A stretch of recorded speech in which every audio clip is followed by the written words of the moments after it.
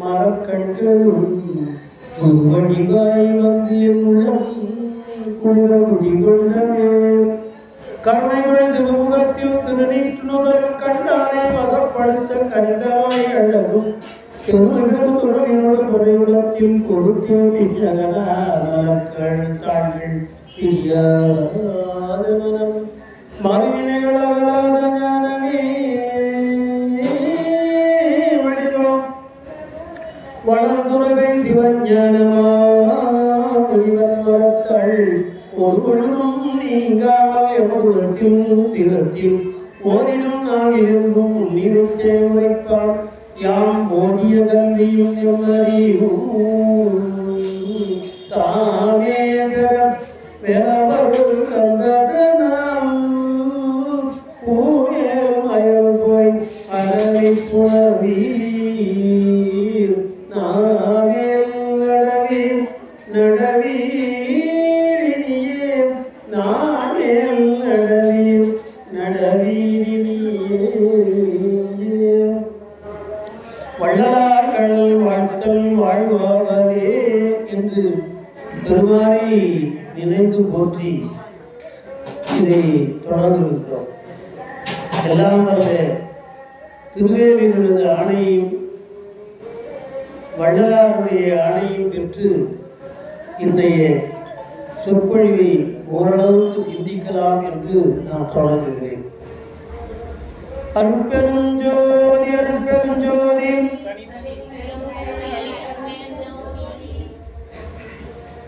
நம்ம இருக்கிறது கொஞ்சம் பேர் தானே உடம்பு எப்படி வரணும் இல்லை பக்கத்துலேயே இருக்கணும். எனக்கு காது கிழியுது அப்படின்னு நானே உங்களுக்கு சொல்லணும். சரியா? இல்லை வேற யாராவது முஸ்லீம் வந்து கிறிஸ்டியன் வந்து சொல்ல போகிறாங்க, நாங்கள் வேற சொல்லணும் இல்லை சொல்லலாமா? இன்னொன்று சொல்கிறேன். அருட்பெருஞ்சோதி அருட்பெருஞ்சோதி நேரம் ஜாஸ்தியாகிட்டு சோறு வந்துட்டு அதனால முதல்ல இது வரல. இப்போ இறை திருவள்ளினாலே இப்பொழுது நான் வந்து நல்ல ஒரு அற்புதமான நிகழ்விலே பங்கு பற்றி இருக்கின்றோம்.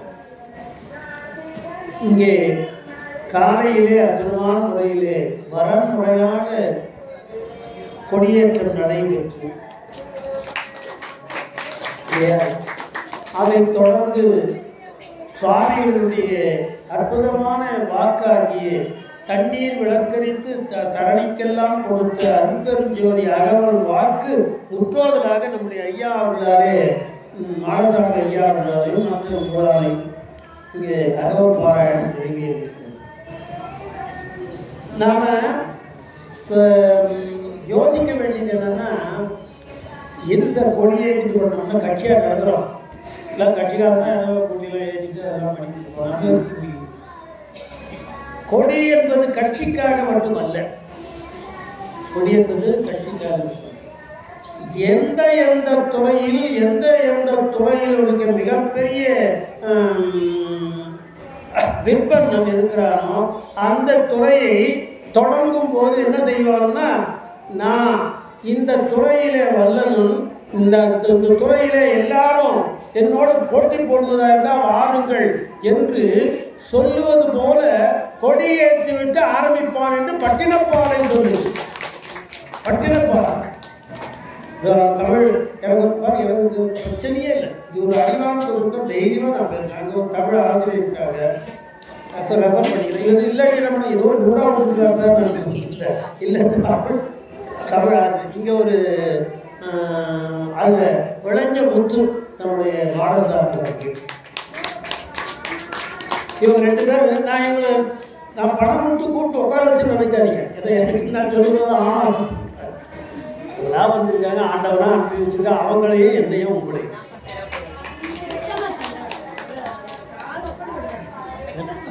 என்னங்க யாரு அவர் பாருங்க. அவங்களுடைய புகழை வந்து இப்போ இது எனக்கு நேரம் வந்து எனக்கு அவசரமாக ஃப்ளைட்டுக்கு போகணுமா, நீங்கள் அவர் புகழை சொல்லுங்கள் கொடுத்தா அவர் பேசிட்டே இருப்பார் 1 hour இல்லையா? கொடியேற்றத்தினுடைய கருத்தை நம்ம தெரிஞ்சுக்கணும். அதுக்காக தான் எடுத்து சொன்னேன். இந்த கொடி நான் சொன்னது போல எல்லா இயக்கத்தினாலும் அந்தந்த இயக்கங்கள் அது எந்த சார்பு இருந்தாலும் அந்த இயக்கங்கள் ஏதோ கட்சிக்கு மட்டும் முடியாது என்று நாம் தப்பாக நினைச்சிருந்தோம். ஆகவே மனிதர்கள் ஏற்றுவதில் ஒரு பக்கம் விடுங்க, தெய்வங்களே கொடி வச்சுட்டுங்க. இல்லை தெய்வம் முருகப்பெருமாள் பார்த்தீங்கன்னா சேவர் கொடி இல்லை, அப்புறம் திருமால் நான் கேட்க முடியாது, நானே சொல்லிடுறேன் கருட கொடி. அது இப்படி ஒவ்வொருத்தருக்கும் ஒவ்வொரு கொடி இருக்குன்னு வச்சு நான் சொன்ன நேரமாக. அப்புறம் நான் விரைவாக போய் ஃப்ளைட்டை பிடிக்கணும், இல்லை அவன் எனக்கு கொடி காட்டிட்டு. ஆக சேவர் கொடியை வைத்திருக்காங்க. ஏங்க அவர் போய் முருகப்பெருமான் தமிழ் கடவுளுங்க, தமிழுக்கும் அந்த கடவுளுக்கும் தொடர்பு உண்டு, தமிழுக்கும் வள்ளலாருக்கும் தொடர்பு உண்டு. அதெல்லாம் பற்றி ரெண்டு பேருமே மிக விரிவாகவும் அழகாகவும் சொன்னார்கள். ஆகவே தமிழுக்கு ஒரு கொடி இருக்கிறது, வள்ளலாருக்கு அது தெய்வங்களுக்கு கொடி இருக்கிறது. அதுபோல வள்ளலார் என்ன பண்ணாங்கன்னா தனக்குன்னு ஒரு கொடியை தனக்கு. இந்த கொடிகளெல்லாம் ஏன் வைத்துக் கொள்கிறார்கள் முதல்ல நம்ம தெரிஞ்சுக்கணும். கொடிகளை ஏன் வைக்கிறாங்கன்னா, நீங்கள் எங்கேயும் ஏதாவது ஒரு கூட்டத்தை கூட்டுகிறார், அந்த கூட்டத்தை கூட்டி அந்த இடத்துல அவர் தன்னுடைய கருத்தை சொல்ல போகிறார் என்று சொன்னால் அவர் என்ன கருத்தை சொல்லுவார் என்கின்ற குறிப்பை காட்டுவது அந்த கொடியிலேயே குறிப்பு தெரியும். இந்த கொடியை பார்த்ததுவோ அவர் இந்த கருத்தை சொல்ல, இது சன்மார்க்க கொடி. ஆகவே முழுக்க முழுக்க இந்த சன்மார்க்கத்தை பேசுவார்கள் தெரிஞ்சுக்கணும். சேவர் கொடி இருந்தனா முருகப்பெருமான் அடையாளம் இருக்க திருப்பூரை பற்றி பேச போகிறாங்க அப்படின்னு அவருக்கு தெரிஞ்சு. அப்போ அது குறிப்பாக காட்டுவது தான் ஒரு கொடி. கொடி அது ஒரு குறிப்பு இருக்கு. இப்போ கட்சி கொடிகளில் அந்த மாதிரி ஒரு குறிப்பு கிடையாது. அது மேலே ஒரு கலர், கீழே ஒரு கலர், அவன் அந்த கலரில் போட்டாலும் இந்த கலரில் போடுறது தான் ஒரு குறிப்பும் கிடையாது. ஆனால் ஏனைய கொடிகளிலே இல்லாத மிக அற்புதமான குறிப்பை, உள்பொருளை உள்ளே வைத்து இதற்கு ஈடு இணை வேறு எந்த கொடியிலையும் ஒரு குறிப்பு உங்களுக்கு கிடைக்காது, இதோ உனக்கு நான் வழங்குகிறேன் என்று வள்ளல் பெருமான் வழங்கிய கொடிதான் இந்த சன்மார்க்க கொடி. அப்ப அதை ஏன் ஏற்றணும், அந்த கொடியில என்ன இருக்கு, உள்பொருள் என்ன தெரிஞ்சுக்கணும்ல. அதை தான் என்னுடைய தலைமையுறையில ஒரு சில சொல்லி நான் அந்த அளவிலே நிறைவு செய்து கொண்டு அடுத்தது செய்கை வழியிலே வழிபாட்டை முழுமையாக அருப்பா வழியிலே அருப்பெருஞ்சோதி ஆண்டவனை வழிபாடு செய்ய வேண்டும்.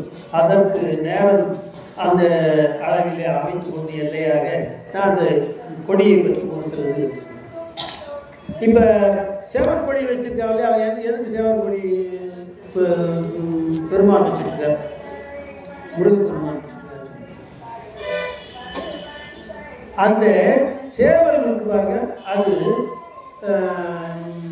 அந்த சேவல் கொடி ஜெயிச்சது கொண்டாடி இருக்காது. திருச்செந்தூர் கொண்டா வருஷம் நீங்கள் பார்க்குறீங்க சூரசம்மாரம். அப்போ சூரசம்மாரம் செய்த ஒன்றோடு அது தொடர்புடையதாக இருக்கு. சூரசம்மாரம் என்று சொன்னால் சூரன் யாருன்னா ஆணவத்தை குறித்து, நாம் தான் எல்லாம் அப்படின்னு யாரெல்லாம் அலைகிறானோ அதுதான் அவன் இந்த ஆணவம் வச்சுங்க. நான் இந்த சைடுத்தாளர்கள் தான் சொல்கிறேன், பொதுவாக பாமரமோ எல்லாருக்கும் ரொம்ப ஆழமாக பேசுகிறாங்க சொல்லணும்ல.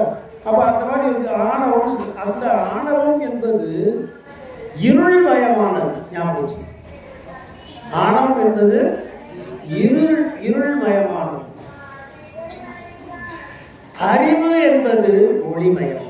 அறிவொளின்னு சொல்றோம்னா அப்ப ரெண்டுத்துக்கும் வித்தியாசம் என்ன, இந்த இருள் என்பது அதனால் என்ன, இது ஒளி என்று சொன்னால் ஆணவம் என்பது என்னன்னா அறியாமைன்னு அர்த்தம் இல்லையா. அறிவு ஒளியானால் அறியாமை இருள், ஆணவம் என்பது இருள். இந்த இருளை ஓட்டி நமக்கு ஒளி வர வேண்டும். அந்த இருளாக அதனுடைய பிரதிநிதியாக இருந்த சூரனை யார் வென்றார்கள் என்றால் கடல்ல போய் கடந்தான், மாமரமா இருந்தான், மாமரமா இருந்ததாக காட்டுகிறார்கள். கடல்ல மாமரமா நேரம் நிக்கல. ஆணவம் தான் தலைகீழா இருப்பான்னு சொல்லுவதில்ல, தலைகால் தெரியாம ஆடுறாங்க. ஆணவம் சூரன் அவனுக்கு அடையாளம். ஆகவே அந்த மாமரம் கூட நேராக நிற்கல, தலைகீழாக நின்றுதான்.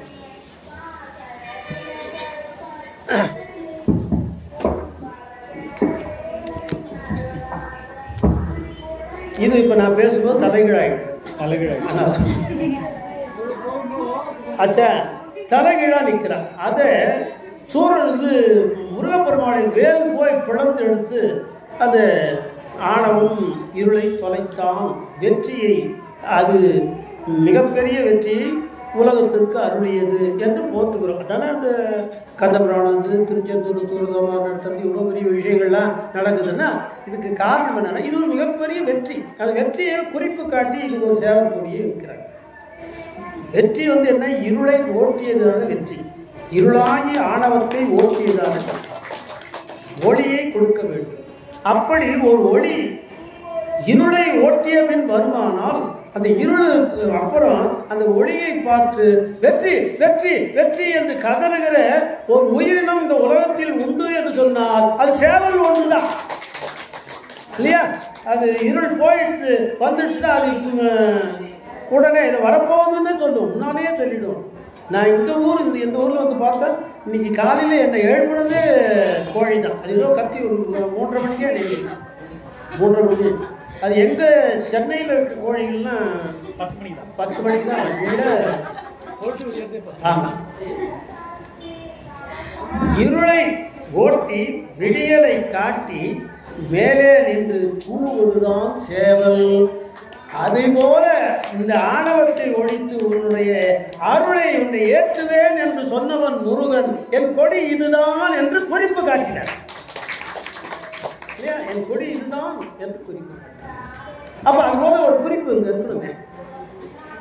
வள்ளலார் சும்மா வாய்க்கு வந்தது பாடுறவரை இவ்வளோ அற்புதமான விஷயம். ஒவ்வொரு இடத்துல நான் சொல்ல ஆரம்பிச்சுன்னா போயிட்டே இருக்கும். இதுக்கு ஒரு குறிப்பு இருக்கு. ஏன் இந்த மாதிரி வச்சாங்க? ரொம்ப வள்ளலார்கிட்ட என்ன விஷயம்னா, மிக மிக கடினமான விஷயங்கள் எல்லாம் ரொம்ப எளிமையாக சொல்லிட்டு நிறைய பாட்டுலாம் இருக்குங்க. அந்த பாடல்கள்லாம் வந்து உங்களுக்கு வந்து படிச்சிங்கன்னா உடனே புரியாது. தேவாரமாக இருந்தாலும் சரி, திருப்பூராக இருந்தாலும் சரி. திருப்பூரில் ஒரு பாட்டு கேளுங்க. உதறி இழைகளவும் அரகதவரும் நகுலதுலக உவரணி தகனகத தரகோடி சூரியகள் உதயமென அதிகம் இதகலமகமயில் யுகமுடிவில் இருளகல ஒரு தோதி வீது உடலுங்கள் உயிரும் நிலை பெருந்த பொருள் என ஒவ்வொரு விவரும் அனுபவ சிவயோக சாதனையில் ஒழுகும் அவர் பிரிது பரபரமழிய விழிகறி உணர்வு விழி கொடு நீதி தமது உடு நாடு உருவேனவும் மாறுவேனவும் உளதெனவும் இளதெனவும் உழலுவன பரசமய கலையார பாரமம் உரைய விழ உணர்வ விழ உளம விழ உயிரவிழ உளவடியை உணர்வு அனுபூதியானதும். இது ஒரு அடி. 4 அடி வந்தா பாடி. இது பாடினா கேட்கறதுக்கு நல்லா இருக்கு. என்ன பொருள் தெரியல இல்ல, என்ன பொருள் தெரியல. ஆக மிகப்பெரிய பொருட்களை சொன்னார்கள். ஆனால் அவர்கள் சொன்ன மொழி நமக்கு புரியல, நம்முடைய அறியாமை. ஆனால் மிகப்பெரிய பொருளை சொல்லுவதற்கு நான் இருக்கிறேன் என்று ஒருவர் எழுந்து வந்தார் மருதூரிலிருந்து.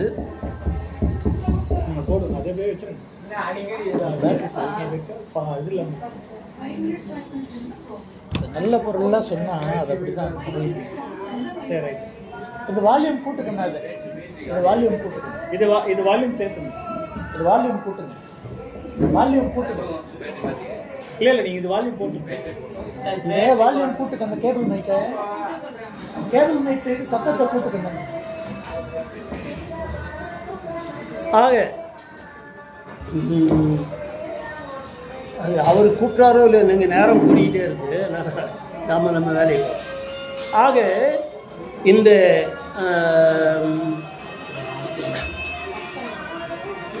பொருள் மிக அற்புதமான பொருளாக ஆழமாக இருக்கும்.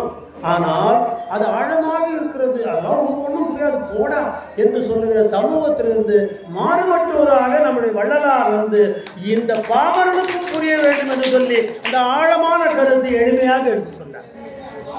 அது பாட்டு ரொம்ப சுலபமாக எல்லாரும் நம்ம உடனே சாதாரணமாக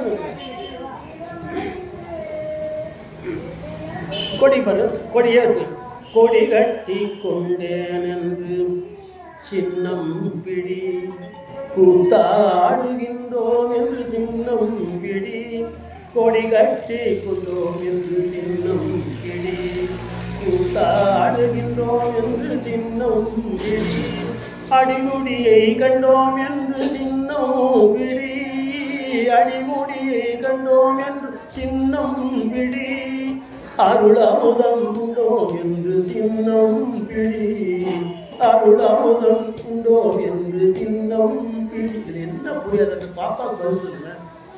வள்ளலார் கொடிக்கவி பாடியிருக்கிறார். அந்த பாட்டு இதுதான் அப்படின்னு சொன்னா பாப்பாவுக்கு புரியுதவா? உனக்கு புரியல. நீ கொஞ்சம் இப்படி வந்தாங்க பின்னாடி ஒரு பாப்பா இருக்காங்க. அந்த பாப்பா முன்னுக்கு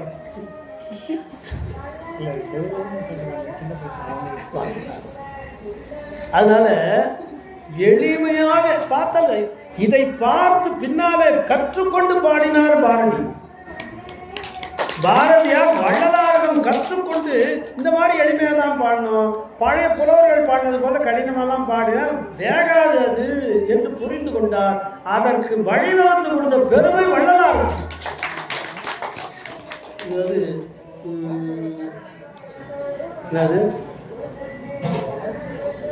கடி கொண்ட நடம் இங்கு பார்த்தேன் அப்படின்னு ஒரு பாட்டு எழுதுறார். அது அப்படியே பாரதியார் எழுதியிருப்பார்.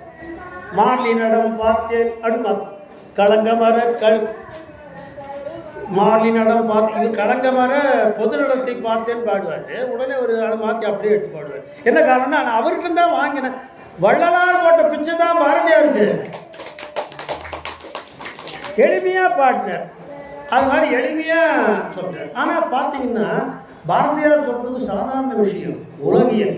ஆனால் உலகியலே அறிந்து கொள்வதற்கு ஆசைப்படும், ஆனால் அறிய முடியாமல் அவதிப்படும் என்று சொன்னால் அது அருள் உலகம். அருள் உலகத்தை அவ்வளோ லேசாக புரிஞ்சிக்க முடியாது. அதை அருள் உலகத்திலே அதை சாதித்து காட்டின ஒரே பெருமை அவருக்கு தான். இது சும்மா ஒரு இன்ட்ரோடக்ஷன், அறிமுகம். இப்போ அந்த கொடியில் என்ன இருக்குன்னு முதல்ல சொல்லிடுறேன். அந்த கொடி எதை காட்டுகிறது? குறிப்பு சொல்றது. சேவல் ஒரு குறிப்பு காட்டுது. அது போல இது ஒரு குறிப்பு காட்டுறது. இது என்ன குறிப்பு காட்டுது அப்படின்னு சொல்லி பார்த்தோம்னா, இது கம்பத்தில் ஏற்றுறோம் இல்லையா? ஒரு கம்பத்தில் ஏற்றுறீங்க. அதுபோல இந்த கொடியும் ஒரு கம்பத்தில் ஏற்றப்படும். சார் புதுசாக துறை எல்லாரும் தெரிஞ்சது இல்லை. அந்த கம்பம் வேறடான அது எந்த கம்பம் தெரியுமா? எல்லாருக்கிட்டையும் இருக்கு அந்த கம்பம். நீங்கள் போய் இந்த கம்பத்தை தேடி வந்துட்டு போனால் வந்து அந்த ஒன்று சேர்த்து கொண்டு வந்துட்டீங்களா, எடுத்து வச்சுட்டீங்களா அப்படின்னு எல்லாருடையும் சட்டை கிட்ட போட்டு கரெக்டாக அதை வந்து கொடுக்குற கம்பம் இல்லை. கடவுள் எல்லாருக்கும் கொடுத்த இந்த கம்பம் நம்மளும் இருக்கிறது. அந்த கம்பம் வேற ஒன்று முதுகந்தண்டு. இந்த முதுகந்தண்டு தான் அந்த கம்பம். அது சரியா வேலை செய்யணும்னு நம்மளே சொல்ல முதுகெலும்பு இல்லாத ஆளுங்க தான் இல்லைங்களா? இழிவாக பேசுகிறார். அப்போ முதுகம் தண்டு இருக்கிறது அதுதான் கம்பம். இந்த கம்பத்து மேலே அந்த கொடி ஏறு. அந்த கொடி ஏறு. கொடியை ஒரு துணியில் வச்சு இப்படி ஆட்டி அதை காற்று அடித்தா பறக்கும் இல்லையா? அந்த மாதிரி அந்த மாதிரி ஆடிக்கொண்டிருக்கிற ஒரு துணி போன்ற ஒரு ஜவ்வு இந்த கம்பம் இந்த மூளையோடு சேருகிற இடத்திலே இருக்குன்ற எவ்வளோ ஆழமா போது பாருங்க. நான் அதை படிச்சேன். நான் படிச்சுட்டு அதோட உள்ள நமது நாடி முதல் புருவ மத்தியின் ஈராக ஒரு நாடி இருக்கிறது. அந்த நாடி தான் சுழிமுனை நாடி. அந்த நாடி நுனியில் புருவ மத்தியில் உட்புறத்தில் நல்ல ஒவ்வொரு நாட்டையும் கவனிக்கணும். உட்புறத்தில் ஒரு ஜவ்வு தொங்குகிறது. அதனால கொடி துணி மாதிரி ஜவ்வு தொங்குகிறது. புரியுதமா? ஒரு ஜவ்வு தொங்குது. உனக்கு எனக்கு இந்த குழந்தைக்கு எல்லாருக்கும் அந்த இந்த இடத்துல வந்து இங்கே முதுகந்தட்டு மூளையோட சேருது. முதுகல்னா முதுகந்தட்டு மூளையோட பகுதி தான். அதனால தான் அதில் தான் அடிப்பட்டால் என்ன சொல்லுவாங்கன்னா தேராது வரணும். ஸ்பைனல் கார்டு அடினா மருத்துவர் கைவிட்ட கேஸ் தான். ஆனால் அது கம்பம் போல இருக்கிறது. இங்கே வந்து சேர்க்கிறது, இந்த மூளையோடு சேர்க்கிறது. சேர்க்கிற இடத்துல என்ன ஆகும்? இது ஆடி எல்லாம் இப்போ நீங்கள் என்னை பார்த்துட்டு இருக்கீங்களே, இதெல்லாம் அது உள்ள ஆடினாதான் நீங்கள் என்னை பார்ப்பீங்கன்னு அர்த்தம். இல்லைன்னா தூங்கிட்டீங்கன்னா சொல்றார். அதன் அடிப்புறத்தில் அவர் சொல்றாரு, அடிப்புறம் அது ஜவ்வல் இல்லை, அந்த ஜவ்வலுடைய அடிப்புறம் வெண்மை நிறம், வெள்ளை நிறம். மேற்புறத்தில் என்ன நிறம்னா மஞ்சள் நிறம். அப்ப ஒரு கொடியை சொல்றார், இந்த கொடியை தான் அங்க காட்டுறேன், இதுதான் அங்க காட்டுறேன். இதுல கீழே வெள்ளை நிறமா இருக்கு, அங்க மஞ்சள் நிறம். கடல் கொடி வச்சிருக்கீங்க இல்லையா? அந்த சன்மார்க்க கொடினா அதுக்குரிய அடையாளம் இல்லைன்னா கீழே வெள்ளையா இருக்கணும், மேல மஞ்சளா இருக்கணும். அது வேற ஒண்ணு இல்லை. உங்க புருவ மத்தியில இருந்து ஆடிட்டு இருக்கு, அதுதான் அங்க ஆடுது. புரியுங்களா? அது சொல்லிட்டு அவர் சொல்றாரு,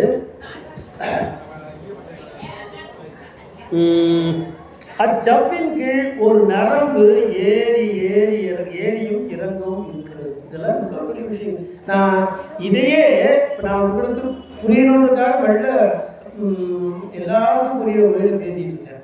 இதையே ஏறத்தாழ 2 மணி நேரம் சென்னை பல்கலைக்கழக ஆய்வுத்துறையில என்னை கெஸ்ட் லெக்சரா கொடுத்து சொன்னாங்க. 2 மணி நேரம் பேசிட்டு இப்ப நான் 2 மணி நேரம் பேச முடியாது. சுருக்கமா எவ்வளோ இது என்னன்னு முதல்ல தெரிஞ்சுக்கல சார். வழிபாடு என்பது எப்படி வழிபாடு செய்ய வேண்டும் என்று வள்ளலார் போற்றி போற்றி பாடிய திருஞான சம்பந்தம் சொல்லியிருக்கு. திருஞான சம்பந்தத்துக்கு அவர் அந்த மாலை எழுதியிருக்கிறாரு.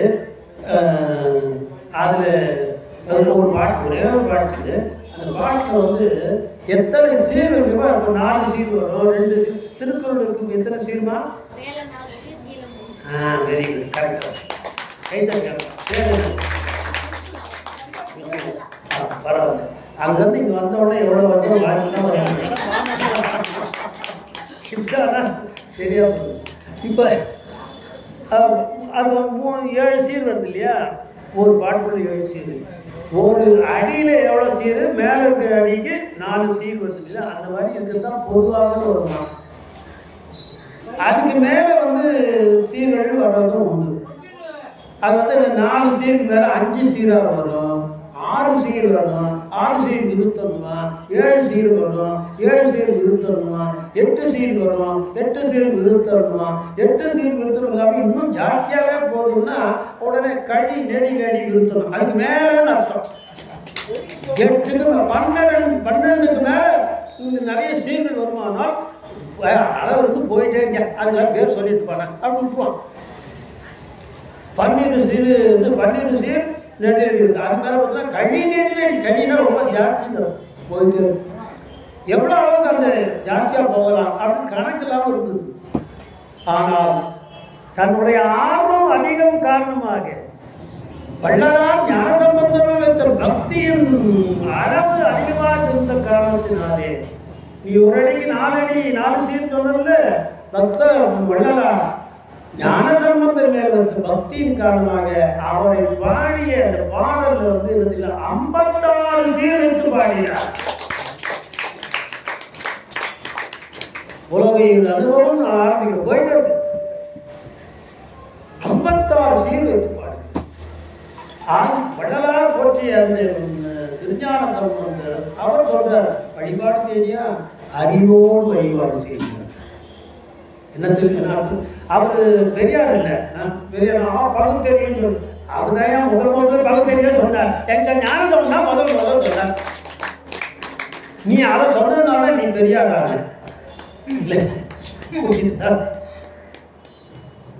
பேசுன பெரியார் 3 நாள் முன்னால பெரியார் இதில் போய் பேச்சு வந்தேன். நீ காணல என்னப்பா?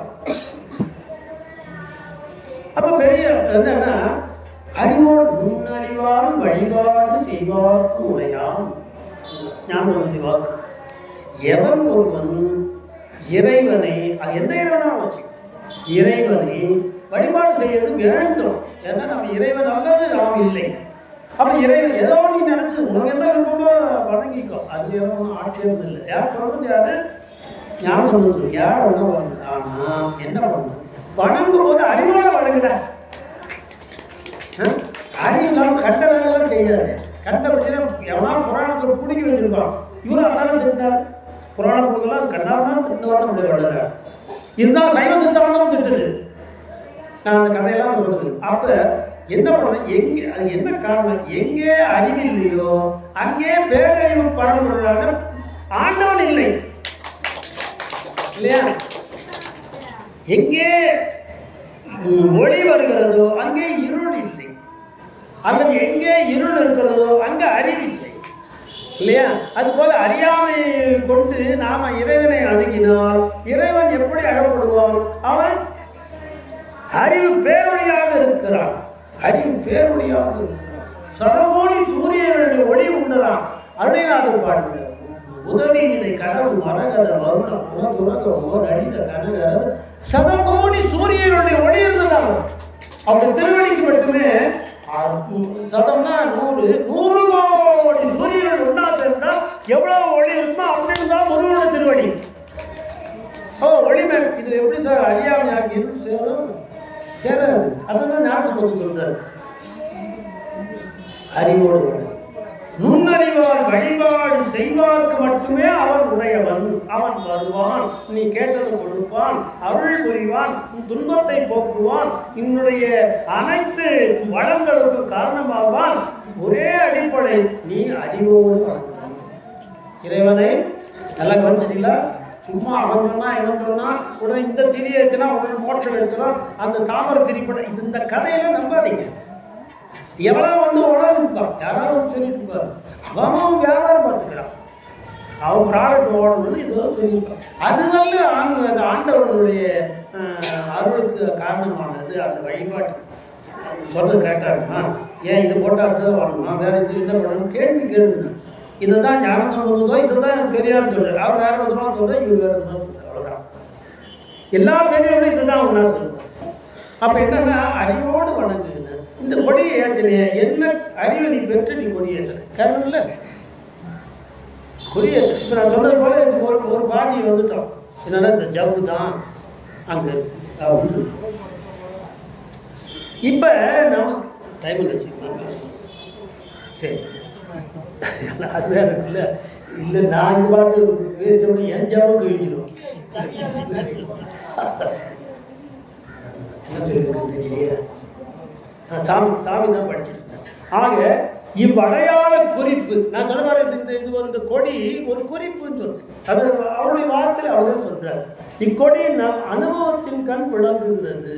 இவ்வடையாள குறிப்பானது இன்றைய தினம் வெளிமுகத்தில் அடையாள வண்ணமான கொடி கட்டியது.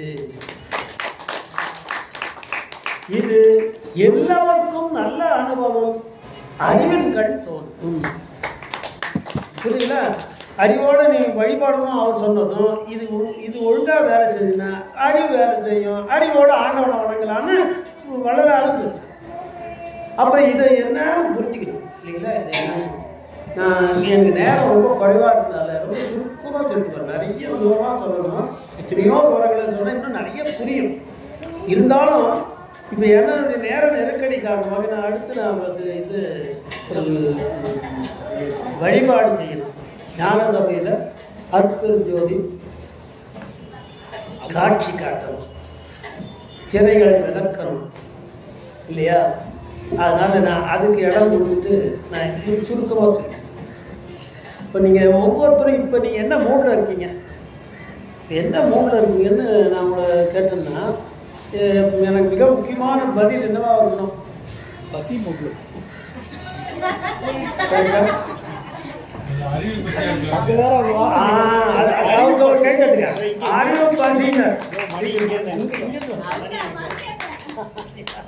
சரி, மூளையிலிருந்து வருகிறது. கொஞ்சம் மேலே வந்து சொல்லு, இது கீழே இருக்கு வயிறு, அது கொஞ்சம் மேலே வந்து அங்கே ஒரு பசி வந்து இல்லையா? அப்போ வந்து என்னன்னா நமக்கு நாம் ஒரு மூடில் இருக்கோம்னா தான் சில வேலைகளை செய்யலாம்.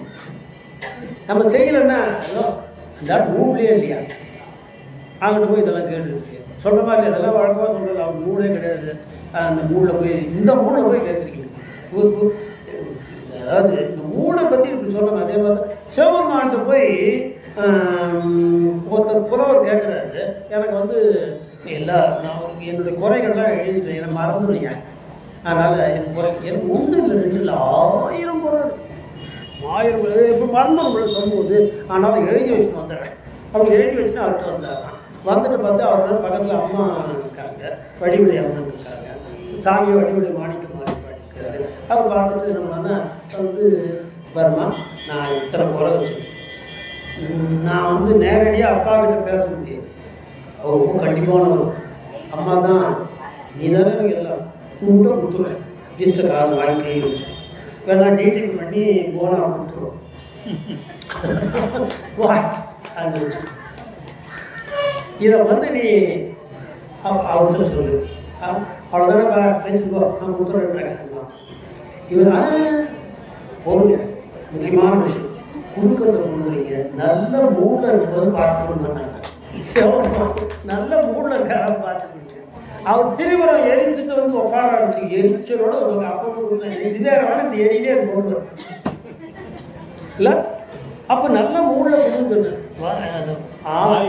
ஆய் முத்து பந்தரில் மெல்லடை மீதும் அருகிருந்து நீ முத்தம் தாயன அவர் கொஞ்சம் வேளையில், அந்த வேலை பாருங்க, நீ முத்தம் தாயன அவர் கொஞ்சம் வேளையில் நித்த நித்தம் வேய் முத்தரோடு என் குறைகள் எல்லாம் 1000 எழுதுங்க, என் குறைகள் எல்லாம் அதே போல வேகமாக 1000 வேகமாக படிச்சிடாத, விடுபட்டு போனாலும் போயிடும், ஆகவே மெல்ல மெல்ல சொன்னால் என்ன தமிழ் இது ஈடு இணையா ஒரு மொழியை சொல்ல முடியுங்க. மெல்ல மெல்ல சொன்னால் அம்மையை பார்த்து வாய் முத்தம் சிந்தி விடுமோ நெல்வேலி வடிவன்னையே, ஈடு இணையில்லாத பாடம் படிக்காசு. இது பட்டளை பரவணத்தை சொக்கனாக இருந்தவர் இதே மதுரையில் பாடுது. அப்போ மூடு வேணுங்க, எந்த மூடு நிறைய சில அரசியல்வாதி சிம்மாவுக்கு போகணும்னு சொல்கிறாங்க சார், கடைசியில் அவர் மூடில் இருக்கும்போது போயிடாது, அதுவும் குறிப்பாக சாயங்காலம் இருக்கிற மூடில் போயிடாதீங்க சார். என்ன தெரியுதா அந்த மிச்ச விவரத்தை அவர்கிட்ட கேட்க சிவாய். இப்போ இது மாதிரி மூடு ஏன் மாறுது என்று சொன்னால், சில நேரங்களில் வந்து நாமளே இந்த ஒரு விஷயத்தை செய்யலாம்னா நல்லா பண்ணுவேன் அப்படின்னு போய் இப்போ தாய்மார்களே உங்களுக்கு புரியாம சொன்னீங்கன்னா டிவியில் எல்லாரும் சமய குருவை பார்த்துட்டே இருக்கீங்க, ரொம்ப நல்ல சமய குரு விட ரொம்ப நல்லா இருக்கான்னு மூடு இருந்ததுன்னா நீங்கள் உடனே போய் அதை செய்து பார்ப்பீங்க இல்லைங்களா, உடனே போய் செய்து பார்ப்பீங்க. அது அம்மா சிரிக்கிறாங்க, அது நான் செய்துக்குவோம், அவங்க சாப்பிட்றவங்க தான் கஷ்டம்.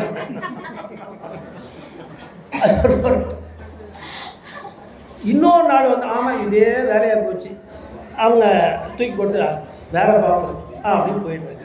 அப்போ என்ன ஆகுதுன்னா, சில நேரங்களில் உடனே உங்களை செய்ய சொல்லுகிற ஒரு மூடு வருகிறது, சில நேரங்களில் அப்புறம் பார்த்துக்கலாம் தூக்கி போடுறது அப்படின்னு சொல்லி ஒரு மூடு வருது. அது மாதிரி அதான் அப்புறம் பார்த்துக்கலாம்னு சொல்லுகிற ஒரு மூடு வருது, அதுக்கு ஒரு மூடு அது. இன்னொன்று இதையும் செய்யறதில்ல அதையும் செய்யறதில்ல, அர்த்தம் என்ன பண்ணாலும் அதையே பார்த்து அது வந்து எந்த இவன் செயல் ஒன்றுமே இல்லை, ஆனால் அவன் பார்த்துட்டு இருக்கான், அமைதியாக பார்த்துட்டு அமைதியாக பார்த்து எப்பவுமே சொல்லு, எப்போ அமைதியாக இருக்குது என்ன சொல்லுவாங்க, பததா காரியம் இல்லையா. அதனால் இதெல்லாம் பழமொழிமா நான் சொல்ல ஒரு மாதிரி பார்க்குறேன், இதெல்லாம் எங்களுக்கு கற்றுக் கொடுத்தாங்க, இன்னைக்கு கற்றுக் கொடுக்கல. அது அப்போ என்ன ஆகுதுன்னா, அந்த சும்மாவே இருக்கலாம், நீங்கள் எதையும் பார்க்க ஆண்டவனை பார்த்தீங்கன்னா ஆண்டவனோட அருள் கிடைக்கும்போது, அரசியல்வாதி பார்த்தீங்கன்னா உங்களுக்கு கேட்ட அந்த சிவாத்தில் வேலை கிடைக்கும் போது இதோடு நீங்கள் அமைதியாக இருக்கணும். நீங்கள் அவங்ககிட்ட போய் இல்லாதெல்லாம் பேசுவீங்க, அன்னைக்கு பேசுவீங்க சார் மீட்டிங்கில், அது ரொம்ப மோசமாக இருக்குதுன்னு சொல்லிட்டு வேலைக்கு அப்ளிகேஷன் கொடுத்தேன். இப்போ 2 விஷயம், ஒன்று செய்யலான்னு தோணுகிறவர்கள்னா ஊக்குவிக்கிறது, அதனால் நீங்கள் செயலாக செய்கிறீங்க. அடுத்தது இன்னொருத்தவங்க இதையெல்லாம் அப்புறம் பார்த்துக்கலையா அப்படி ஒரு ஓரமாக ஒதுக்கி வைக்கிறீங்க. அதுக்கப்புறம் இது வந்து 2 டே செய்யலை, நம்ம பார்த்து பார்த்துட்டு உட்காந்து டிவியே பார்த்துட்டு இருப்பாங்க, இது என்ன மொபைலே நோண்டிட்டு இருப்பாங்க. கரெக்டா? நீ நோண்டுறியா? சரியா? தலையாட்டு அதுலேயே மூழ்கிடுவாங்க இல்லையா? நிறைய இவங்களும் சொல்லுவோம் இன்னைக்கு இருக்க தலைவர் அப்படி இருக்கு. அதுதான் சொல்லுவேன். அப்போ அதுலேயே இந்த மாதிரி மூழ்கிடுச்சுன்னா என்னவோ நடக்குது. அவன் முழுக்க முழுக்க அதை மூழ்கிடுது. அப்போ அது எந்த செயலையும் செய்யல எக்ஸப்ட் தட் அது என்ன பார்த்துட்டு அதையே பார்த்துட்டு மூழ்கிறது. அவ்வளோதான். இந்த மாதிரி மூழ்கிறது வட்டதார் பாரத மூழ்கலாமே அது கிடைக்குமே. மொபைலில் மூடி இது என்னது சீட்டாடான்னா பின்னால் வந்து உள்ள வச்சுருக்கான். அவர் பண்ணணும்னா அற்புதமான ஒரு சொர்க்கத்தை காட்டுறது இல்லையா? ஆனால் ஒவ்வொன்றும் ஒவ்வொரு மூணே தான் இருக்கு. இப்படி செயலை செய்யலாம் என்று சொல்வதற்கு அது ஒரு குணம். அது பேர் செயலூக்க குணம். என்னமா அது வந்து ஞாபகம் வச்சுக்க. என்ன பேர்? செயல் ஊக்க குணம். இந்த செயல் ஊக்க குணத்துக்கு இது நம்ம தமிழ்ல சொன்னா நீங்க புரிஞ்சுக்கிட்டீங்கன்னா நீங்க பின்னால இல்லாத கேள்வியெல்லாம் ஐயரை பார்த்து கேட்பீங்க. ஆனா ஐயருக்கு அது இஷ்டம் இல்லை. நீங்க கேள்வி கேட்பீங்க. ஆனால் செயலூக்க குணம் தமிழ்ல சொல்லணும். அவர்கிட்ட கேட்ட ரஜோ குணம் அப்படிங்கிற கேள்விப்பட்டவங்க ரஜோ குணம். அது வேற ஒன்றும் செயலூக்க குணம் தான்.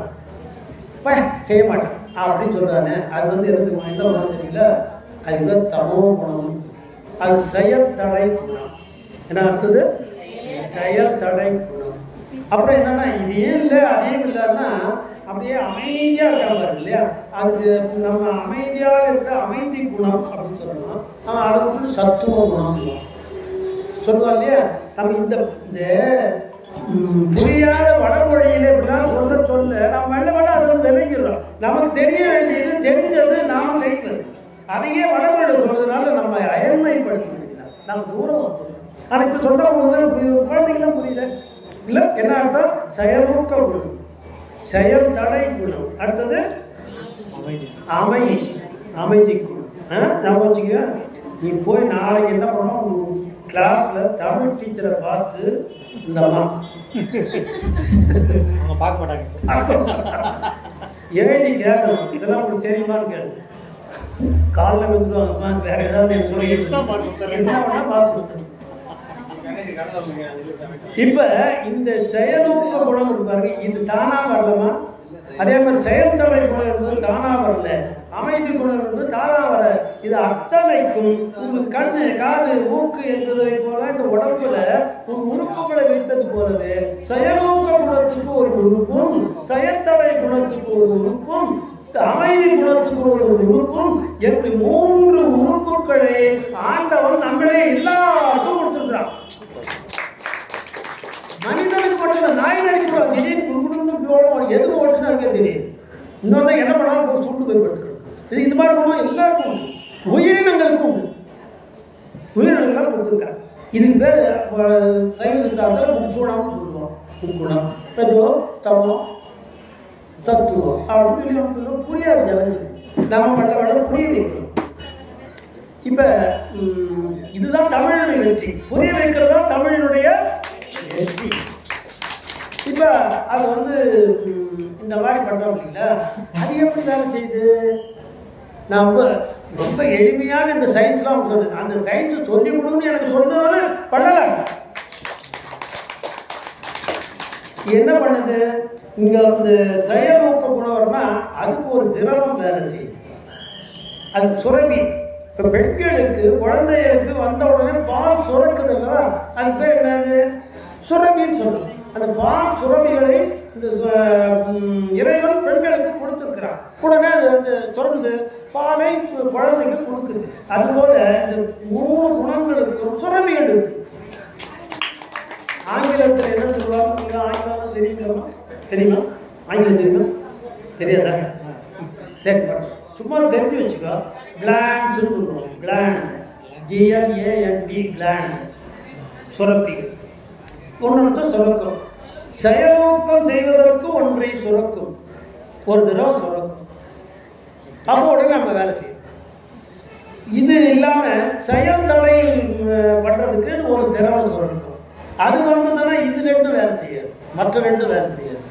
இது மட்டும் சொல்றதுன்னா வேலை செய்யும். அப்புறம் என்ன பண்ணா இதுவும் வேணாம் அது வேணாம், இது ரெண்டும் குறைக்காம இந்த கடைசியாக இன்னொன்று மூணாவது நிற்குது பாருங்க, அது மட்டும் சொல்றதுன்னா சத்துவம் நிம்மதி. இப்போ என்னன்னா மீதி ரெண்டு வந்து சுரப்பி பேரை கூட சொல்ற முடிஞ்சா அம்மா நீங்களோட நோட் பண்ணிக்க, யாராவது சில பேர் நோட் பண்ணிக்க தான் நோட் பண்ணிக்க. செயலூக்கம் செய்கிற சுரப்பிக்கு பேர் அட்ரினலின். இது மெடிக்கல் டேர்ம் அட்ரினலின். செயல் தடையை செய்யறது என்ன தெரியுங்களா? தைராய்டு. நிறைய பேர் கழுத்து வீங்கி கிடக்கும்போது அதெல்லாம் கேட்டால் தைராய்டு, அது வந்து எந்த வேலையும் செய்யக்கூடாது. தைராய்டு அது வந்து செயல் தடை. அப்புறம் எல்லாம் எதுவாக இருந்தாலும் எனக்கு ஒன்றும் இல்லை, எனக்கு திட்டினாலும் ஒன்று தான், பாராட்டினாலும் ஒன்று தான், அப்படியே ஒன்றா அப்படி உட்காந்துருக்கான். ஈக்வானிமிட்டி அந்த மாதிரி இருக்கான். அதுக்கு என்ன இந்த பிட்யூட்டரின்னு அந்த கிளாண்டுக்கு உண்டா. அப்போ இது நான் சயின்டிஃபிக்காக நான் சொல்கிறது சயின்டிஃபிக்காக இருக்குது. அந்த சயின்டிஃபிக்காக இருக்கிறது 18ஆம் நூற்றாண்டிலேயே அவர் சொல்லிட்டார், வள்ளலார் சொல்லிட்டார். இந்த மூணு வேலையை செய்துட்டு பாருங்க, இது இங்கே வந்து நிற்கும். என்ன பண்ணணும் அது என்னென்ன இது இதுக்கு மாற்றுது இல்லை, செயலுக்கு வரணும் இல்லாட்டி இதுக்கு வரணும். அப்படி மாற்றினா இது மூடிடுது ரெண்டும். இந்த வாழ்வு ரெண்டு மூடினா அந்த வாழ்வு, இந்த வாழ்வு தாழ்ந்ததுன்னா அந்த வாழ்வு. இப்படி அதுக்கு தான் ஒரு நரம்பு ஏற ஒரே வார்த்தை சுருக்கமாக சொல்லுது. ஒரு நரம்பு அங்கே அந்த ஜப்பில் ஏறி இறங்கி இயங்கும். ஏரி அது ஏறி இறங்கும்போது ஒரு கதவை அடைக்கிறது, மற்ற ரெண்டு இதில் வேலை செய்யுது, இது மற்ற ரெண்டு அது மாற்றி மாறி அது வேலை செய்யும். இப்போ நான் சொன்னது போது தத்துவமாக இருந்ததுன்னா என்ன அர்த்தம், ரொம்பவும் அமைதியாக இருக்கிறான் அப்படின்னா அவன் வந்து என்ன பண்ணால் கொஞ்சம் கொஞ்சமாக அவன் சொல்ல எடுபடுது. ஐயா பெரியவருமா அவர்கிட்ட போய் கேள்வி எல்லாத்தையும் இருக்குமா, அவர் சொன்ன அவர் மிகப்பெரிய சான்றோர் இருக்கும், சான்றோர் சொல் கேள்வி இருக்கும் இல்லையா, அப்படி இந்த மாதிரி வந்துடுது. அப்போ இந்த பிட்யூட்டரி ஒழுங்காக வேலை செய்துட்டு இருந்ததுன்னா என்னன்னா சான்றோன் ஆகிடும். சான்றோன் ஆகி அந்த இடத்துல இருக்காங்க. இது என்ன ஆகும்னா இங்கே இருந்து அதோடு சான்றோனாகவே நின்று கொண்டிருக்கும். ஆனால் இதற்கு மேலே சிவாய் இதற்கு மேலே என்ன விஷயம்னா இது அல்லாமல், இதை நான் சொல்லி நான் நிறைவு, இது அல்லாமல் நான்காவது ஒரு சுரப்பி நம்ம கிட்ட இருக்கு, வேலை செய்யும். சார் எல்லாருக்கும் வேலை செய்யுது இல்லைங்களா? அதுக்கு பேர் என்ன தெரியல, பைனியல் பைனியல் கிளாண்ட். இந்த கிளாண்ட் இங்கே இல்லை, புருவ நடுவில் இல்லை, புருவ நடுவில் இந்த மூணு தான், இந்த மூணு சுரப்பிகள் அங்கே போய் முட்டி நிற்குது. இந்த பைனியல் கிளாண்ட் என்பது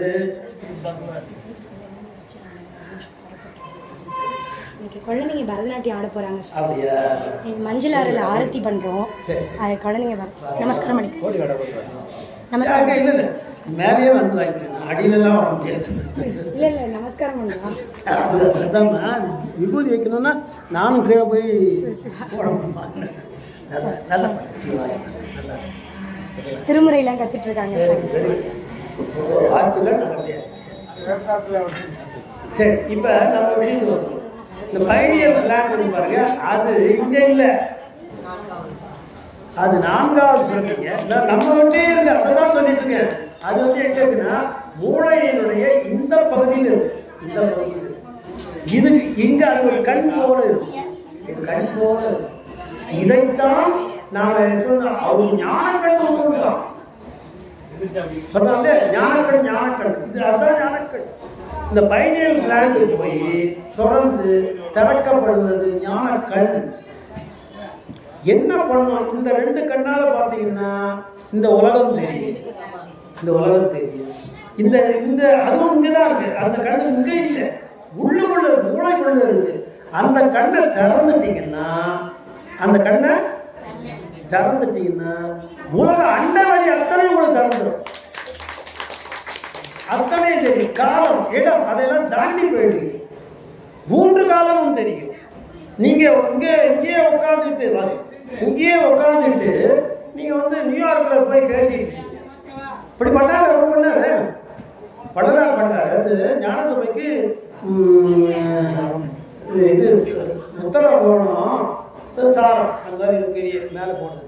அது மரம்னா நல்ல மரமாக பார்த்துக்கணும், நீண்ட நாளாக இருக்கணும், ரொம்ப காலமாக இருக்கணும் அப்படின்னு சொல்லி அங்கே வந்து ஒரு கான்ட்ராக்ட் அவர் கான்ட்ராக்ட் பேர் ஆறுமுக கான்ட்ராக்டர் அவர்கிட்ட நான் இங்கே கிடைக்காதுங்க, சென்னையில் போனால் தான் கிடைக்கும் அப்படின்னு சொல்லிட்டு சென்னையில் இந்த தெருவில் இந்த மரக்கடை இருக்குது, அந்த மரக்கடையில் அது இருக்குது, அது வாங்கினா போய் வாங்கி வந்துருங்கன்ட்டு படாது போய் வாங்கி. அவங்க உடனே சொன்னாங்க, என்னதான் சொன்னாலும் எங்களை விட உங்களுக்கு நிறைய விஷயங்கள்லாம் தெரியுது, ஆக நீங்கள் வந்து நல்ல மரமாக செலக்ட் பண்ணி கொடுத்துருக்கேன் அவ்வளோ வளரட்டு சொன்னேன். சாங்க வாழ்நாளே நான் செலக்ட் பண்ணி கொடுத்தேன். அவர் வளர்ந்தூர்லேருந்து அந்த காலத்தில் பஸ்ஸில் ஏறி அவர் போய் சென்னைக்கு போகிறதுக்கு எவ்வளோ நாள் ஆகுது, ஏறத்தாழ ஒரு 6-7 மணி நேரத்துக்கு மேலே போய் சிரமப்பட்டு அங்கே போய் சேர்ந்து இது பண்ணிட்டு போது இவர் அங்கே போகிறார், அந்த கடைக்கு போகிறார்.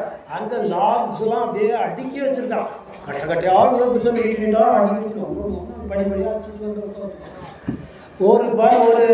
ஒரு கட்டம் மீது வள்ளலார் இப்படியும் அப்படிமா வளாத்திக்கிட்டு இருக்கார், இப்படியும் அப்படிமா வளாத்திக்கிட்டு இருக்கார். பஸ்ஸில் வந்து இது எப்படியா வந்தார் சார், அங்கே வளர்த்திட்டு இருக்காரு. எந்த மரம், இந்த மரத்தை எடுத்துக்கிட்டு அவர் இறங்கிட்டார். அது வளர்த்திட்டு இருந்த வள்ளலார் இந்த மரத்தை எடுத்துக்க, நான் வளர்த்துக்கிட்ட இதுதான் மரம் என்று அவர் அடையாளம் காட்டி அப்படியே அந்த கட்டையெல்லாம் எடுத்து இவர் லோன் பண்ணிட்டு திரும்பி பார்த்தா ஆழக்காங்க வள்ளலார் காங்க. சரி, அவர் சுத்தம் போக்கு சிவம் போக்கு ஆண்டி போக்கு அதே போக்கு எங்கே போனான்னு சொல்லிட்டு அவர் போக்குறாங்க. எங்கே போயிட்டா ஒரு வேலைக்கு போகணும்னு சொல்லிட்டு இவர் எடுத்துட்டு வடலூர் வர்றார். வடலூருக்கு வந்து மறுநாள் வந்து பார்த்தா அவர் வந்து இந்த மாதிரி கூட்டங்களை வச்சு அவங்கள்ட்ட பேசிகிட்டு இருக்காரு, அறிவியல் சொல்லிட்டு இருக்காரு, பிரசங்கம் பண்ணுறாரு, சொற்பொழி பண்ணிட்டு இருக்காரு, எல்லாம் அதே ஆழமாக கேட்டுட்டு இருக்காரு. இவர் வந்து பார்த்தா ஆரம்பிச்சு உள்ள வந்து அவர் பேசிட்டு இருக்கும்போது நடுவில் டிஸ்டர்ப் பண்ணிங்கன்னா வந்து என்ன பண்ணா பக்கத்தில் இருக்கு. இவர் எப்போ வந்தார் வடலூருக்கு அவன் கேட்குறான். அவருக்கு பெரிய ஆச்சு, இவர் எப்போ வந்தார் இப்படி உட்காந்து அவரு எங்கே வந்தான்னு கேட்குது, எங்கே போனான்னு சொல்லியா, அப்போ தான் நம்ம எப்போ வந்தான்னு சொல்லி என்னன்னா நேற்றுக்கு வந்து அவர் சென்னையில் வந்து இந்த சந்தர்ப்பத்தை சொல்கிறார், ஒரு நாள் செலக்ட் பண்ணி கொடுத்தாலே மரத்தில் உணாவினாலே அதை தான் எடுத்து வந்திருக்கேன். இது நீ நேற்று எப்போ டைம் சொல்லியிருக்கேன் 9:20 இருக்குங்க, 9:20க்கு இன்னும் நேற்று இங்கே பேசிட்டு இருந்தார். எங்ககிட்ட பேசினது அது அத்தனையும் இந்த பேரத்தில் வருது, ஒவ்வொருத்தையும் ஒவ்வொரு பதிவு வருது. அது அவர் பேசியிருக்கார், அவர் எங்களோட தான் இருந்தார், அவர் எங்கேயுமே போகலையே, நேற்று முழுக்க இங்கே தான் இருந்தார் அப்படின்னு எல்லாரும் சொல்றாங்க. மொத்தம் இந்த 2 பக்கத்தில் அத்தனை பேர் சொல்றாங்க. அந்த 6 மணி நேரம் கை வேலைத்து போச்சு, கண்ணெல்லாம் ஒரு நாள் இப்படி நான் அவரை பார்த்தையா அங்கே வளாவிட்டு இருந்தாரு, அவர் எப்படி எங்கே இருக்காரு. அப்போ ஒரே இடத்திலே இருந்து ஒரே நேரத்திலே வெவ்வேறு இடத்திலே இந்த ஞானக்கண் திறக்கப்பட்டவர்கள் இருக்கலாம். வள்ளலார் இருந்திருக்கிறார் சாட்சி, இருந்திருக்கிறார் சாட்சி. அப்ப இது எவ்வளவு இது இவ்வளவு அளவுலாம் செய்யன்னு சொன்னா இதை நாம பெற்றுக்கொள்ளணும். அவ்வளவுதான். கையறவில்லாதொரு கண் புருவ போட்டு, கையறவில்லாதொரு கண் புருவ போட்டு, கண்டு கழி கொண்டு பிறந்து நடுநாட்டு திரைப்படா நல்லா தூய அண்ணா. நான் ஒன்று சொல்ல கேளுங்க, அதாவது நீங்கள் வரீங்களா எத்தையை பற்றி கவனம். எனக்கு அங்கே ஒருத்தர் ஏற்கனவே இருக்கிறாருங்க வள்ளலார் இருக்காரு. மாதம் தோறும் யாரையும் எதிர்பாராமல் வந்து அந்த அலுவலக படிப்பு வந்து அந்த அளவு ஆன்மா இருக்க முடியும். அதுக்கே ஒரு பாராட்டு.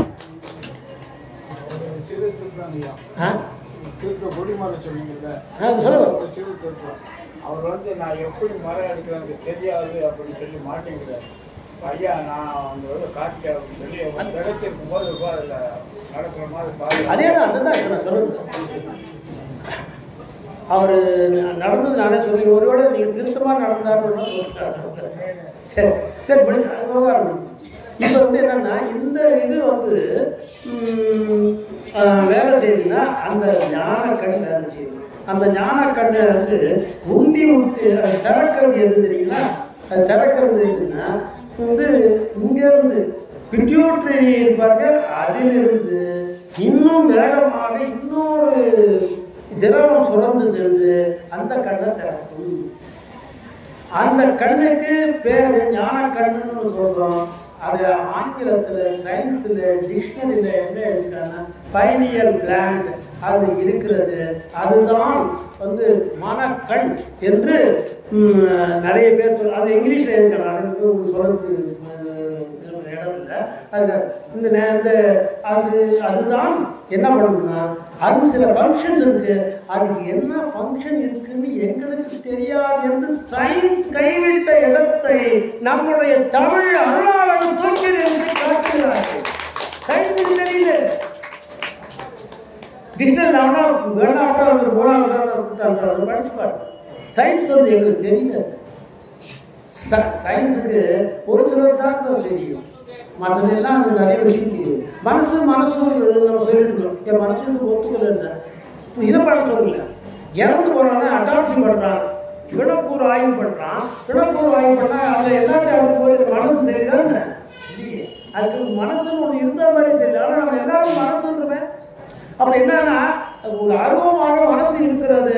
அதை சயின்ஸினால புரிஞ்சு கொள்ள முடியல, பார்க்க முடியல, அடையாளம் காண முடியல. கைவிட்டது எத்தனையோ. ஆனால் நம் அருளாளர்கள் ஆண்டவருடைய கால்பட்டு அனைத்தையும் பெற்றிருக்கிறார்கள். அதுதான் இப்போ நீ அந்த மாதிரி வரணும்னா என்ன உலகம் முழுக்க தெரிய போகுது. உனக்கு அந்த பெருவெளியே உனக்கு தெரியுது, ஆண்டவன் உனக்கு தெரிய போகிறான், கேட்ட போது உனக்கு அருள் தெரிய போகிறான். எல்லாம் வந்து அவைலபிளாக இருக்குது. இது உங்கள்கிட்டயே இருக்குது. இதுக்கு நீ வெளியே யாரையும் இவன் குரு அவன் இவன் எல்லாம் தேடிட்டு போக உங்கள்கிட்ட இருக்குது. நீ முதல்ல அதை செய் என்று சொல்லி அந்த அற்புதமான ஒரு விஷயத்தை மக்களுக்கு புரிய வைக்கிற. அங்கே எங்கே தேடாதுடா, இதோ இருக்குது நீ வெற்றி பெற வேண்டிய கொடி என்று சொல்லி அந்த கொடியைத்தான் சன்மார்க்க கொடியாக மேலே வைத்தா. புரியுதா? ரொம்ப ஆழமான விஷயங்கள்லாம் வடநாட்டுக்காரனுக்கு தெரியாது. வடநாட்டுக்காரனுக்கு தெரியும். நான் ஒன்று சொல்றேன், பேசிட்டு போது இவ்வளோ சொன்னாங்க. எல்லா அருளாளர்களும் பார்த்தீங்கன்னா முக்கால்வாசி அருளாளர்களும் தென்னாட்டில் தான் பிறந்திருக்கான் இல்லையா? நான் வரிசையாக பேர் சொன்னாலே நேரம் எல்லா 4 பெருமக்கள் அவங்க பட்டினத்தார் இருந்தார், இவர் இருந்தார், அவர் இருந்தார், வரிசை பட்டியல் போயிட்டே இருக்கும். நான் 12 ஆழ்வார் இருந்தாங்க, இத்தனை பேர் இருந்தாங்க, இதை போயிட்டே இருக்கும். ஆனால் வடநாட்டில் அருளாளர்கள் ஒன்றுமே இல்லை. ஒருத்தர் கூட அருளாளர்கள். அதாவது அந்த நல்ல அறிவாளிகள் இருப்பாங்க. எந்த ஊர்லேயும் அறிவாளி இருக்கும். அதெல்லாம் அவன் சொன்னால் வாய் வந்துடும். எல்லாரும் ஒரு கபீர்தாசர் இல்லையா, ஒரு துளசிதாசர் இல்லையா, இன்னும் எத்தனையோ பேர் இருந்திருக்காங்களே அப்படி சொல்லு. ஆனால் அவங்க அருளாளர்கள் அல்ல, கவிகள். ஒரு கம்பர் மாதிரி ஒரு கவின்னு வச்சுக்கலாம். கம்பர் அருளாளர்கள் அல்ல, அது ஒரு கவி. இப்போ அது மாதிரி இங்கே வந்து என்ன அங்கே பார்த்தீங்கன்னா அருளாளர்கள் இல்லாத இடம் பறந்து கிடக்குது வட இந்தியாவில். அதனால அங்கே போடல, எல்லாம் தென்னாடுதான் பிறந்திருக்காங்க. ஞானக்கடன் திறந்து யாருக்கு ஞானக்கடன் வடநாட்டில் திறந்து ஒன்றும் திறந்தால் நம்மளை பார்த்து இறக்கப்பட்டு இவ்வளோ வெள்ளம் வந்த போது பணம் போனால் படணும் இல்லை. பார்த்தா எல்லா அருளாளர்களுக்கு தான் பிறந்திருக்கிறாங்க. அப்போ கடைசியில் பார்த்தா அங்கே பார்த்தா அசரீரி கேட்ட ஒரு அருளாளர் அங்கே பிறந்தார். ஒரே ஒருத்தர் பிறந்தார். அசரீரி எல்லாம் யாராவது கேட்க முடியுமா? அசரீரி என்பதை கேட்ட ஒரு அருளாளர் யாருன்னா வடநாட்டிலே பிறந்து மகாத்மா காந்தி அசரீரி கேட்டார். அவர் வேறு சத்திய சோதனை அவரே எழுதிட்டார். நான் இரவாத சிறையில் இருந்தபோது எனக்கு நான் ஒத்துழையாமை இயக்கத்தை ஆரம்பிதான் வாழவா டைரவாக இருந்தேன். இதை பண்ணுன்னு எனக்கு சொல்லி கொடுத்தது அசரீரின்னு கைதுக்கு. அசரீரி கேட்டார். அப்போ அருளாளர் நிலைக்கு விட்டார். கபீர் மாதிரி இல்லை, ஒரு அருளாளர் நிலைக்கு ஒருத்தர் வந்துட்டு இருக்கார். இங்கே பார்த்தா யாராவது பொட்டி கிடக்கு தென்னாடு. இப்போ என்ன ஆச்சுன்னா ஒரே இங்கே எல்லா அருளாளரும் இருக்கிறான், போற்றி பாராட்டுகிறான். ஆனால் வடநாட்டில் ஒரே ஒருத்தன் தான் பிறந்தார். அந்த அருளாளராகிய காந்தியை சுட்டு கொண்டான். அவன் பிடிக்கவே இல்லை. அவங்களுக்கெல்லாம் அருளாளர்னா ஆகாது. சுட்டு அந்த காந்தி என்ன சொன்னாங்கன்னா, திருக்குறளை படிச்சுட்டு தென்னாப்பிரிக்காத அப்படியே வியந்து கொண்டார்.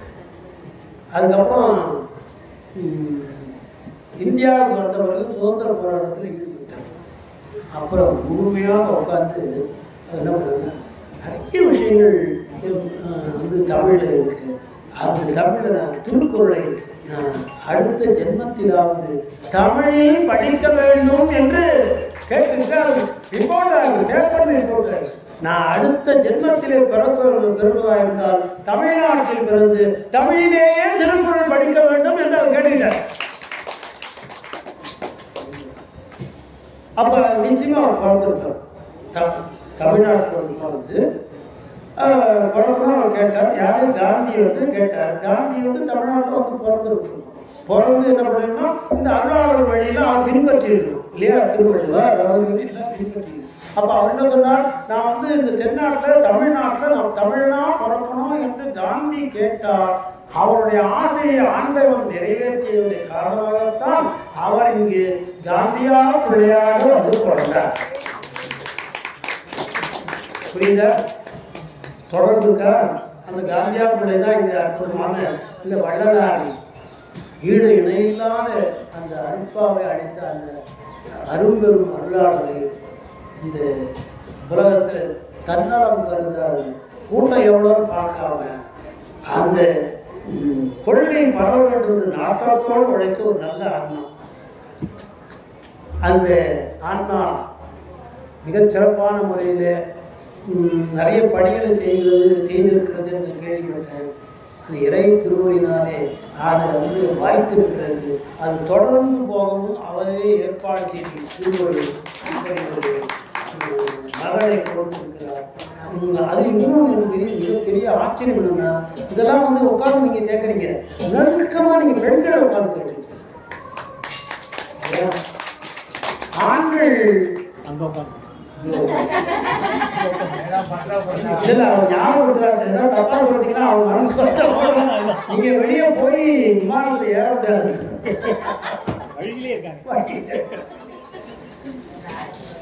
மிக அற்புதமான ஒரு மாற்றம் என்னன்னா, பெண்கள் வந்து இதை சேர்றது பெரிய மாற்றம். பெரிய என்ன நாம் இவங்கெல்லாம் எல்லாம் அருளை பெற வேண்டும், அருளை பெற வேண்டும் எல்லாம் பேசினாங்க இல்லையா? உன்னை சொல்றது நல்லா கவனிக்கணும், உன்னை சொல்லுறது நல்லா கவனிக்க. அம்பிகை நான் சொல்றது, அம்பிகை திருவடி ஞானம் அருள் என்ற இந்த 4 சொற்களும் ஒரே பொருளை குறித்தது. அப்ப இவங்கெல்லாம் அருளை பெற வேண்டும், அருளை பெற வேண்டும்னா என்ன அர்த்தம்? அந்த தாயினுடைய அருளை பெற வேண்டும் அர்த்தம். அந்த தாயினுடைய அருளினால் தான் இங்கே இல்லை இவ்வளோ தாயோடும் பெண்களும் கூடியிருக்கீங்கன்னு சொல்லி உங்களுடைய வாய்ப்புக்கு நன்றி கூறி இந்த அளவிலே உரையை நிறைவு செய்கிறேன். அருட்பெருஞ்சோதி அருட்பெருஞ்சோதி தனிப்பெருஞ்சோதி அருட்பெருஞ்சோதி இதை சொல்றதுக்கு ஒரு வழி இருக்கு, அவருக்கு தெரியும் நினைக்கிறேன். எப்படின்னா அருட்பெருஞ்சோதி அருட்பெருஞ்சோதினா நீங்க என்ன சொல்லணும்னா அருட்பெருஞ்சோதி தனிப்பெருஞ்சோதி அருட்பெருஞ்சோதின்னு சொல்லக்கூடாது.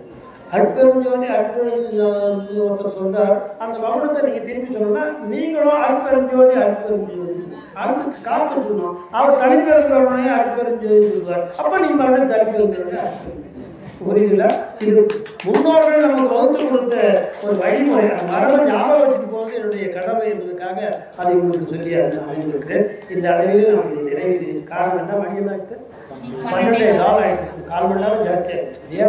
சரி, இப்பொழுது நம்ம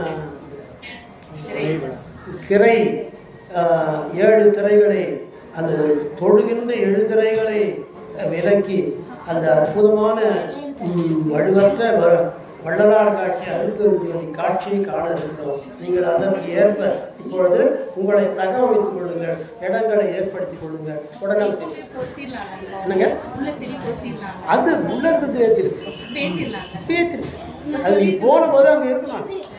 இது திரையெல்லாம் திரையில விளக்கும் போது அங்கே ஒன்றுமே இல்லைன்னா எதுக்கு திரை? அல்ல அதுதான் அது என்ன சொல்றீங்கன்னா முன்னாடியே அங்கே இருக்கணும். திரையை விலக்கி ஒரு 7 திரையை விலக்கின பிறகு அதை பார்த்த உடனே நீங்கள் வழிபாடு